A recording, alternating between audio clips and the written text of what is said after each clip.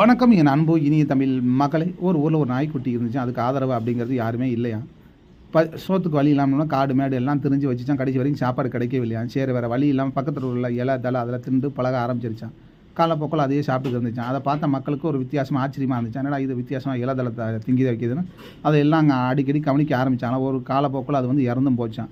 ஒரு வித்தியாசமாக நாயாக இருக்குது, இதுக்கு சிலை வைக்கலாம் அப்படின்னு சொல்லிட்டு சிலை வச்சாகலாம். அதுக்கு பின்னாடி வந்து பார்த்தி அப்படின்னாக்கு இந்த நாய்க்கு ஏதோ சக்தி இருக்குது, அதுவும் செலவிக்கிறாங்க அப்படி இப்படின்னு சொல்லிட்டு பொருளி பரவி வச்சு எல்லாம் பார்த்தீங்கன்னாக்கா அது கடவுளாக்கி வழிபட ஆரம்பித்தாகலாம். இன்றைக்கி பார்த்தி உள்ள சூழ்நிலையில் நம்ம யூடியூப்பில் ஏதோ ஒரு நபர் ஆன்மீகம் பேசுகிறார் வைக்கிறார், இல்லை யூடியூப்பில் ஏதோ ஒரு இடத்துல ஒரு மனிதனை காற்றாக தாடி மீசையோட பரிதாபமாக காற்றாக வைக்கிறா அப்படின்னாக்கா அவங்க சொல்கிறத கேட்டுக்கிட்டு நம்மளும் அவங்க சித்தர் மகான் அப்படின்ட்டு வழிபட ஆரம்பிச்சிடும். அவங்க பேரை உச்சரிக்க ஆரம்பிச்சிடும். அதெல்லாம் உண்மை அப்படின்னாக்கும் அவங்களை தங்களை தாங்களே காப்பாற்றிக்க தெரியாதா? அவ்வளோ சக்தி உள்ளவங்க ஏன் இவ்வளோ அருமையான நிலையில் ஒரு கஷ்டமான நிலையில் வாழணும் அப்படிங்கிறத புரிஞ்சுக்கணும்.